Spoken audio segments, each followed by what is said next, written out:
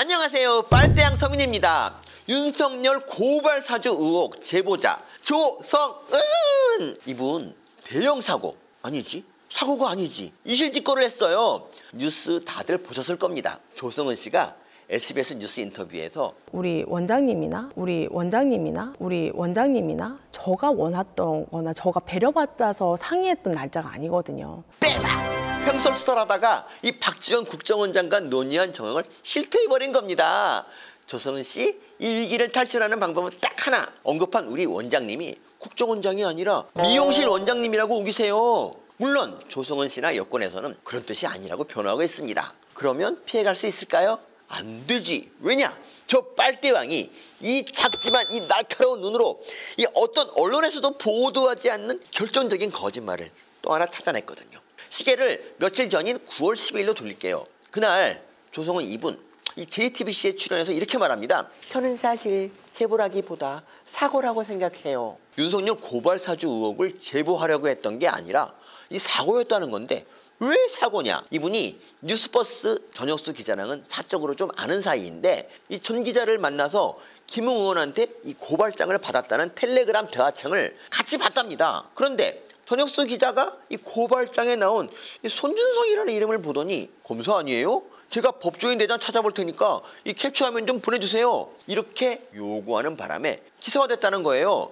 결국 자기는 제보할 의도가 없었는데 전혁수 기자가 나서는 바람에 이 기사가 났다. 그래서 사고다. 이렇게 말했거든요. 근데 이게 사실일까요? 마침 뉴스버스 전혁수 기자도 이 조성은 씨한테 제보받은 과정을 기사로 썼어요. 전 기자에 따르면 이 일로 둘이 처음 만난 건 6월 말 이 식사하는 자리였는데 이 조성은 씨가 이 김웅 의원이랑 나눈 대화창을 보여줬대요. 그리고 지나가듯 붙였답니다. 검찰이 의심된다. 근데 전혁수 기자는 이것만으로는 이게 검찰에서 넘어왔는지 잊지 못할 것 같아요. 이러면서 넘어갔답니다. 이게 관심이 없었던 거죠. 그러다가 20여일이 지난 7월 21일 이 조성은 씨가 다시 대화방 캡처 화면을 이 메신저로 보내줬대요. 전혁수 기자는 그제서야 이 손준성이라는 이름을 봤답니다. 그래서 손준성을 법조인 대장에 검색해 보고 이 검사라는 사실을 확인한 뒤 이게 기사가 되겠다 싶어 기사화를 했답니다. 두 분 말이 상당히 다르죠? 조성은 씨는 원래는 제보할 의향이 없었는데 전혁수 기자가 나서는 바람에 기사화됐다고 말하고 전혁수 기자는 조성은 씨가 이 검찰이 의심된다고까지 흘렸지만 관심이 없다가 20여일 뒤에 조성은 씨가 다시 보내준 캡처 화면을 보고서야 이 기사를 결심했다고 말하고 있어요. 둘이 이렇게 말이 다르다면 그렇지. 둘 중 하나는 거짓말입니다. 그런데 이 전혁수 기자가 거짓말할 이유는 없어 보여요. 그래서 만약에 전혁수 기자 말이 맞다면 이건 사고가 아니라 이 목적을 가진 제보예요. 이 기사화시키기 위해서 검찰이 의심된다고 흘리고 그래도 안 되니까 이 캡처 화면까지 다시 보내면서 이 조성은 씨가 이 적극적으로 들이민 거니까요. 그런데 마침 TV조선에서 기사가 하나 나옵니다. 이 조성은 씨가 이 제보 후에 이 박지원 국정원장을 만났답니다. 우와, 대박! 박지원 국정원장. 이분을 우리가 잊지 말아야 돼. 2019년 조국 청문회 기억나세요? 그때 박지원 원장이 조국 편을 들었는데 칼라판 동양대 표창장을 핸드폰으로 보여줬죠. 마치 검찰이 유출한 것처럼 은근슬쩍 흘리면서 조국 편을 든 겁니다. 이젠 다 밝혀졌지만 그 표창장 검찰 유출 아니었어요. 그럼 박 원장이 보여준 표창장은 뭘까요? 뭐겠어요? 그쵸? 조작이었지. 박태규 리스트라는 것도 있어요. 2011년 부산저축은행한테 로비를 받았다는 이 정관계 리스트를 박지원 원장이 폭로합니다. 거기에는 이동관 당시 청와대 언론특보도 끼어 있었는데 이동관 특보가 항의 문자를 보낸 걸 또 이 국회 기자들 보라고 핸드폰을 이분 핸드폰 사용 스킬이 이 문턱 숟가락 얹는 스킬 수준이에요. 근데 그 박태규 리스트 검찰 수사 결과 실체가 없었습니다. 일단 터뜨리고 보자는 폭로였죠. 그리고 이명박 대통령의 영부인 김윤옥 여사의 금품 수수설, 시진핑 주석이 이 MB 보고 한반도 평화의 회방꾼이라고 했다는 거짓말. 심지어 5년 전 국민의당 시절에는 이 문재인 대통령이 호남 사람 때문에 자기 집이 망했다고 했다면서 문통한테 이 지역감정 프레임까지 씌웠어요. 물론 이거 다 근거 없는 거짓말이었죠. 박지원 원장 보고 이 정치 구단이라고들 하는데 그게 정치를 잘해서가 아니야. 이렇게 폭로하고 이 프레임 씌워서 어떻게든 이기는 정치 모사꾼이라는 뜻입니다. 그렇게 모사지를 잘하니까 이 죽어라 욕하던 이 문재인 정권에서 국정원장까지 하잖아요. 그런데 조성은 이분도 만만치는 않어. 이분은 또 어떤 분이냐. 작년에 이분이 이 브랜드 뉴 파티라는 이 청년 정당을 만들어서 미래통합당에 합류합니다. 그 공로로 선대위 부위원장인가 하고 그랬는데, 근데 정당 만들려면 전국 5곳 이상 시도당에 당원 5천 명이 필요해요. 쉽지 않죠? 그런데 브랜드 뉴 파티라는 생소한 정당이 어떻게 이렇게 많은 당원을 모았을까요? 알고 보니까 당원 명부가 위조야. 월남전 참전 유공자 명단을 위조해서 이 선관위에 제출했다는 거예요. 지금 이 일로 조성은 씨 고발당한 상태입니다. 또 이분이 어떤 분인지는 이분이 운영하는 회사 직원들이 알려주고 있어요. 구직 사이트에 올라온 이분 회사 평가인데요. 상습적인 임금 체불과 뻔뻔한 대표의 태도가 정신을 갉아먹는 곳. 뻔뻔한 건 문제여도 그래, 회사가 어려울 수 있지. 그런데 이분 페북 보면은 1억이 넘는다는 외제차 마세라티 자랑하고 자기 집이 뭐 뮤지엄급이라면서 자랑하고 그래요. 본인은 이렇게 잘 사는데 이 회사는 이 세금까지 밀린 부실 상태랍니다. 대강 짐작이 되죠? 직원이 올린 조성은 씨 평가가 또 있는데요. 저는 이 평가가 참 인상적이더라고요. 대표 허풍은 대한민국 최강, 높은 사람 안다느니 국회에 취재시켜주겠다느니, 이런 두 사람이 윤석열 고발 사주 제보하고 딱 만난 거예요. 이 폭로 전문가랑 이 허풍 최강자가. 그래서일까요? 기사가 나온 다음 조성은 씨 행보가 엄청나게 정치적입니다. 처음에 조성은 씨는 자기가 제보자가 아니라고 했어요.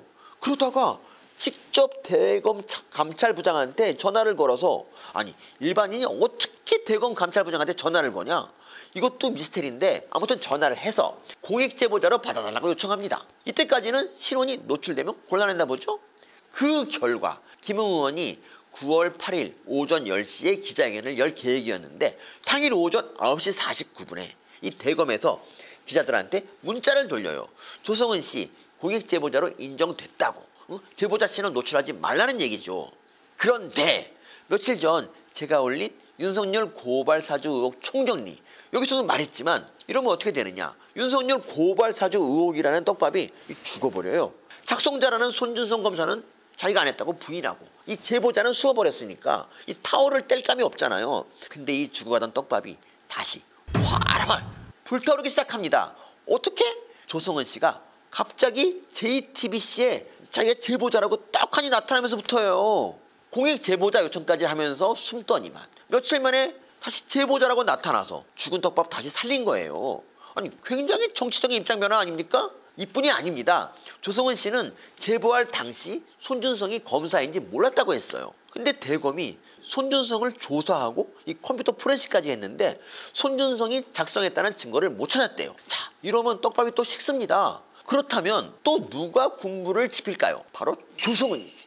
손준성이 관련됐다는 증거를 추가 제출했답니다. 아니 그게 있으면 진작 제보하고 제출하지. 누군지도 몰랐다는 사람이 증거는 또 언제 또 모으셨어요? 본인이 모으셨나요? 아니면 이 원아이드 큐리극자님한테 받으셨나요? 이 사건을 두고 야권이 정치 공작이라고 주장하는 이유가 바로 이래서예요. 이런 움직임들이 이 고도의 정치적인 전략으로 보이거든요. 그런데요, 만약 이게 공작이라면 이 공작을 짠 사람들이 모르는 게 있어요. 윤석열 후보는 언제 매력을 발산하느냐. 2013년 국정원 댓글 사건 수사하다 쫓겨났을 때, 바로 그때 윤석열의 그 유명한 멘트가 나옵니다. 저는 사람에 충성하지 않기 때문에 예. 제가 오늘도 이런 말씀을 드리는 겁니다. 저는 사람한테 충성하지 않습니다. 조국을 수사했다고 민주당 의원들한테 조리돌림 당할 때, 이때도 임팩트 갑이었죠. 그것도 선택적 의심 아니십니까? 과거에는 안 그러셨지 않습니까? 과거에는 저에 대해서 안 그러셨지 않습니까? 이번에 공수처에서 입건하니까 또 후보님을 피의자 신분으로 입건했다고 하는데 한 말씀 부탁드립니다. 예. 입건하라 하십시오. 입건하라 하십시오. 소름! 아니 작년에 그 윤석열 지지율 하늘 찌를 때 그 매력이 지금 다시 철철 흘러나오지 않습니까? 그렇습니다. 윤석열 후보는 매 맞고 이 고초당할 때 매력 폭발이에요. 이 고발 사주 의혹 시나리오 쓴 사람들은 이 사실을 잘 모르는 것 같아. 그래서 윤석열을 아무리 때리고 밟고 죽이려고 해도 그게 오히려 윤석열을 돕는 꼴이 될 거다.